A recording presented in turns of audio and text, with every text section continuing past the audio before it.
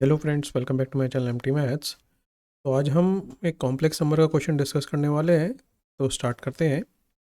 Late Z and W be two complex number such that W equal to Z Z bar minus two Z plus two Z plus iota upon Z minus three iota whole modulus equal to one and real part of W has minimum value, then the minimum value of n belongs to natural numbers for which w raised to power n is real is fill in the blank। ठीक है, तो question कह रहा है कि z और w दो complex numbers हैं। w को z की फॉर्म में एक्सप्रेस कर रखा है और एक मॉडुलस दे रखा है, और वो कह रहा है कि अगर रियल पार्ट ऑफ w की मिनिमम वैल्यू है तो अपन को n जो कि एक नेचुरल नंबर है वो बताना है सच दैट कि w raise to power n real आ जाए, तो n की मिनिमम वैल्यू बतानी है। ठीक है, तो पहले एक छोटा सा कंसेप्ट रिवाइज कराता हूँ जिससे ये मॉडुलस हैंडल करना आ जाएगा।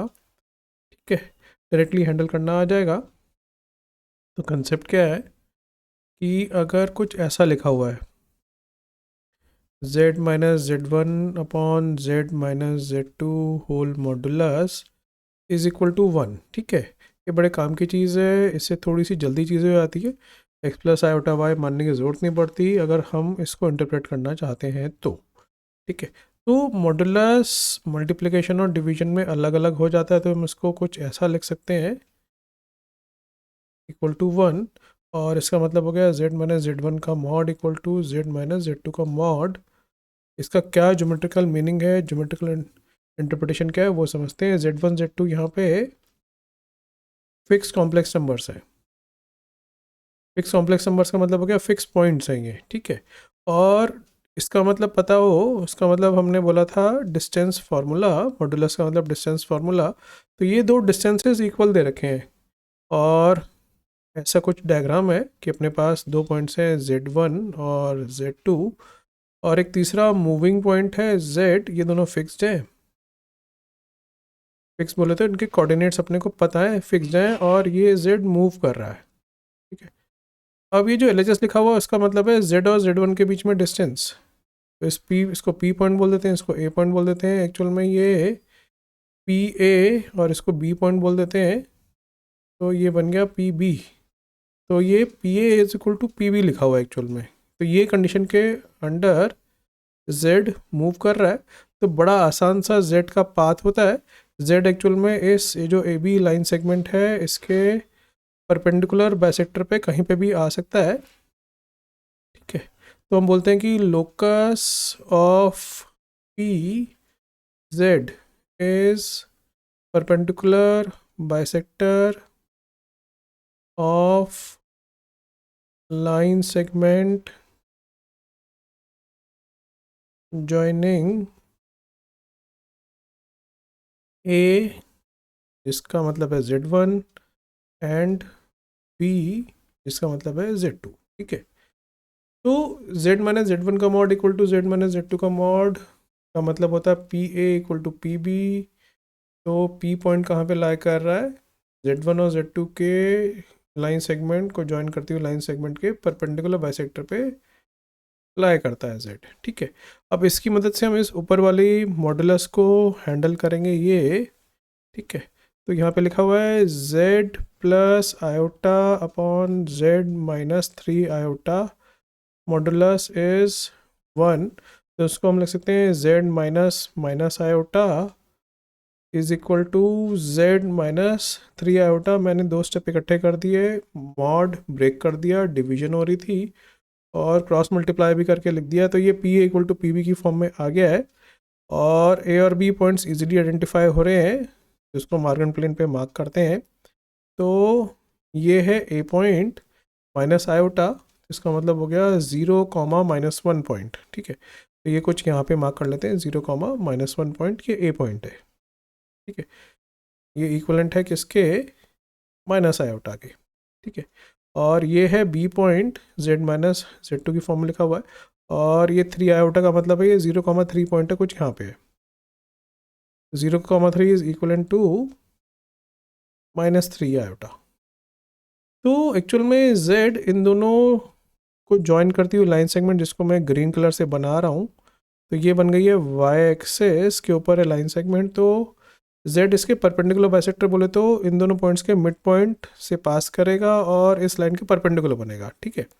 तो इन दोनों का मिड पॉइंट क्या बनेगा, 0 + 0/2 तो 0 ही आएगा, और 3 + -1/2 2/2 1, तो 0,1 इसका मिड पॉइंट हो गया, ब्लू कलर से मार्क कर दिया। और इस वाई एक्सिस के परपेंडिकुलर एक ऐसी लाइन बनेगी जो कि एक्स एक्सिस के पैरेलल सी होगी ऐसे, ठीक है। तो z इसके ऊपर कहीं पे भी हो सकता है, z इसके ऊपर कहीं पे भी हो सकता है, यहाँ पे भी हो सकता है, यहाँ पे भी हो सकता है, कहीं पे भी हो सकता है, ठीक है। तो इस लाइन की इक्वेशन क्या है, ये horizontal line and passing through 0,1, तो बड़ी आसान सी इक्वेशन है, y = 1, ठीक है। मतलब इसका मतलब हो गया z अगर हम x + i ले रहे हैं तो ये y हमेशा 1 होगा, क्योंकि z इस पर्टिकुलर लाइन पे लाई कर रहा है, इस ब्लू लाइन पे लाई कर रहा है, ठीक है। तो हम z को बोल सकते हैं x + i × 1, मतलब z आ गया x + i, ठीक है। तो यहाँ से अपना ये इंटरप्रिटेशन तो हो चुका है, हमने इसको इंटरप्रेट कर लिया है, ठीक है। और वो कह रहा है कि w एक ऐसा कॉम्प्लेक्स नंबर है जो कि इसके इक्वल है, और रियल पार्ट ऑफ w को अपने को मिनिमाइज करना है, मिनिमम वैल्यू होनी चाहिए उसकी, ठीक है। तो w क्या होगा हम ये निकालने की कोशिश करेंगे, ठीक है। तो अब हम लिख देंगे, वाइट कलर ले लेते हैं फिर से, w दे रखा है z × z minus twice z + 2। अब z × z पता ही है भाई, मॉड z² होता है, तो ये कुछ ऐसा बन जाएगा, ठीक है। अब z है x + i, मॉड z² क्या आएगा, real square plus imaginary square, ठीक है। रूट हट गया क्योंकि मॉड z में रूट आता है, तो मॉड z² में x² + 1 आ जाएगा। तो w क्या बन जाएगा, मॉड z² मतलब x² + 1 - 2z, z का मतलब हो गया x + i + 2। तो इसका रियल और इमेजिनरी पार्ट अलग अलग कर लेते हैं, ठीक है। तो ये रियल पार्ट आ गया और ये इमेजिनरी पार्ट है। तो रियल पार्ट ऑफ w क्या बन जाएगा, x² + 1 - 2x + 2, ठीक है। अब इसको मिनिमाइज करना है, तो दो तरीके से करके दिखाता हूँ। एक तो कंसेप्चुअल, तो मैं क्या करूँगा, इसको परफेक्ट स्क्वायर की फॉर्म में लिख दूँगा, ये बन जाएगा x - 1 होल स्क्वायर + 2, ठीक है। अब स्क्वायर की मिनिमम वैल्यू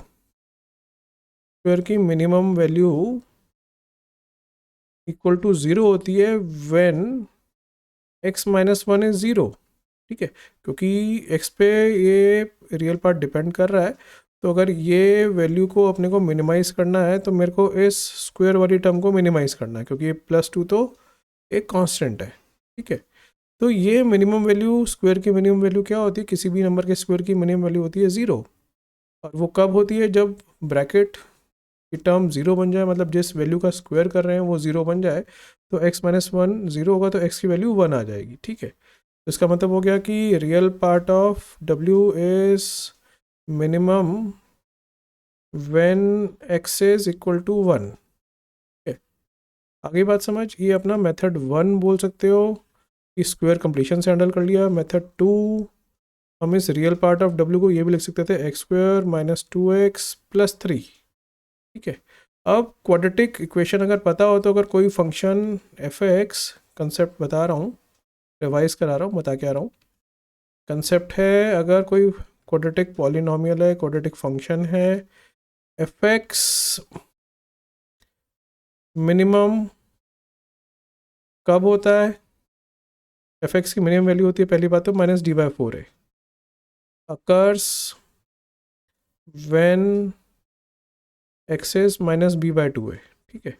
ये बड़ा आसान सा फंडा है, रिवीजन करा रहा हूँ तो कुछ इसको हम ऐसे बोलते हैं कि अगर a पॉजिटिव है तो अपवर्ड पैराबोला बनता है, और वर्टेक्स से कोऑर्डिनेट्स होते हैं -b/2a - d/4a और वर्टिकली हमने किसको प्लॉट किया है, क्वाड्रेटिक को, एफ एक्स, और हॉरिजॉन्टली एक्स है।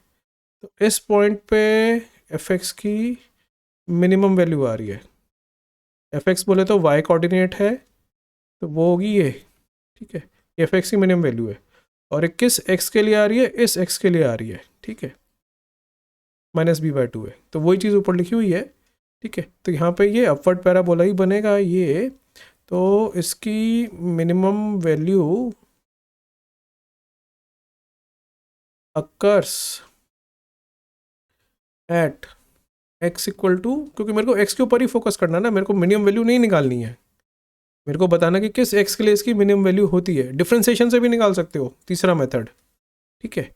तो minimum value occurs at x equal to -b/2 है, तो बन जाएगा -(-2) अपॉन 2 इंटू ए कितना है 1, तो 1 आ जाएगा, ठीक है। तो ये मेथड 2 अगर क्वाड्रेटिक का फंडा।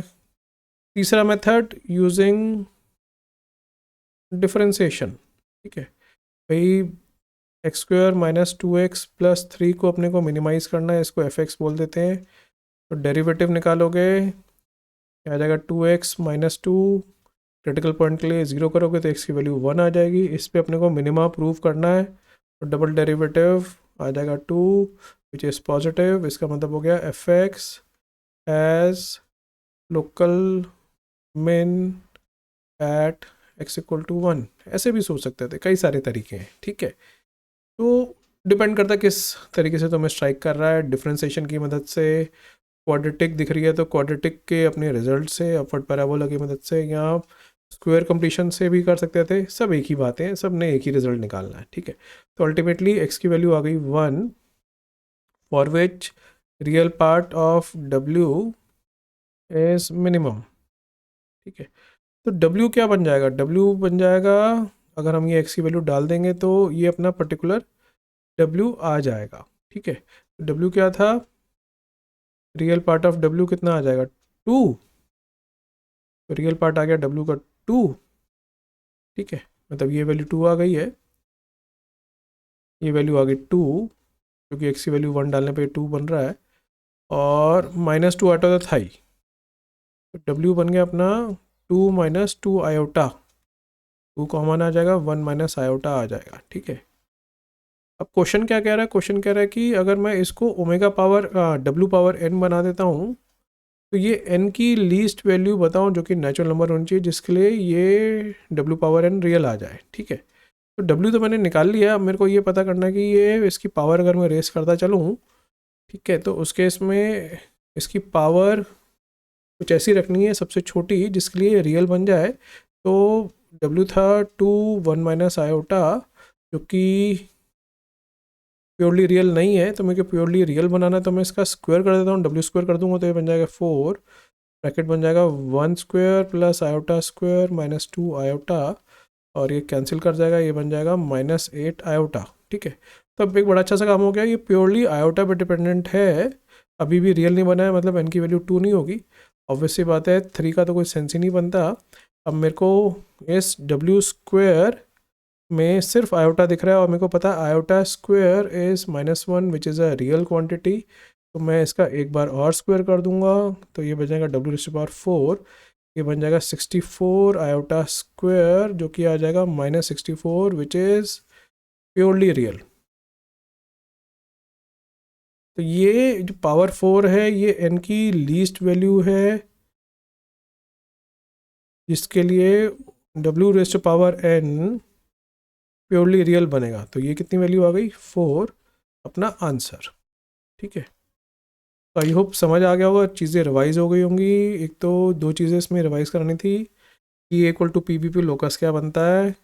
वैसे z को x + i करके भी करोगे तब भी ये मॉडुलस अगर निकालना आता है तब भी आ जाता है, y की वैल्यू 1 आती है, वो थोड़ा लंबा पड़ता है बस, ठीक है। तो अगर कुछ समझ नहीं आता तो z को x + i डाल करके स्टार्ट कर दो, इस मॉडुलस के अंदर सिंप्लीफिकेशन करोगे, देखना y = 1 बन जाता है, ठीक है। अगर ये कंसेप्ट याद नहीं भी रहता है, जैसे कोई बड़ी बात नहीं है, याद करना है इसको, ठीक है। फिर W का रियल पार्ट सेपरेट किया, उसको मिनिमाइज़ करने के लिए मैंने 3 तरीके बता दिए। क्वाड्रेटिक थी, परफेक्ट स्क्वायर बना दो, बन रहा था इस केस में। क्योंकि स्क्वायर क्वांटिटी की मिनिमम वैल्यू 0 होती है, बाकी कांस्टेंट की तो टेंशन नहीं है। दूसरी पॉसिबिलिटी, अगर क्वाड्रेटिक के रिजल्ट्स याद हैं, अपवर्ड पैराबोला में वर्टेक्स का एक्स कोऑर्डिनेट याद है, तो इस पॉइंट पे मिनिमा आता है अपवर्ड पैराबोला का, ठीक है। और अगर कुछ भी ध्यान नहीं है, डिफ्रेंसिएशन आती है 12वीं में पढ़ी हुई है, तो डिफ्रेंसिएशन की मदद से भी रियल पार्ट का एफ ले लो, और डिफ्रेंसिएशन की मदद से भी चेक कर सकते हो कि x=1 पे real part of w minimize कर जाएगा, ठीक है। तो जैसे ही अपने पास x और y की वैल्यू तैयार हो गई, w तैयार हो गया है, फिर मैंने w² निकाला, वो आयोटा पे डिपेंड कर गया, और उसका एक बार और स्क्वायर कर दिया तो प्योरली रियल बन गया। तो n की वैल्यू आ गई लीस्ट, जिसके लिए w रियल बन जाए, तो आंसर इज़ 4। तो आई होप पूरा वीडियो समझ आ गया होगा। वीडियो यहीं एंड करता हूँ। Thanks very much for watching, have a nice day.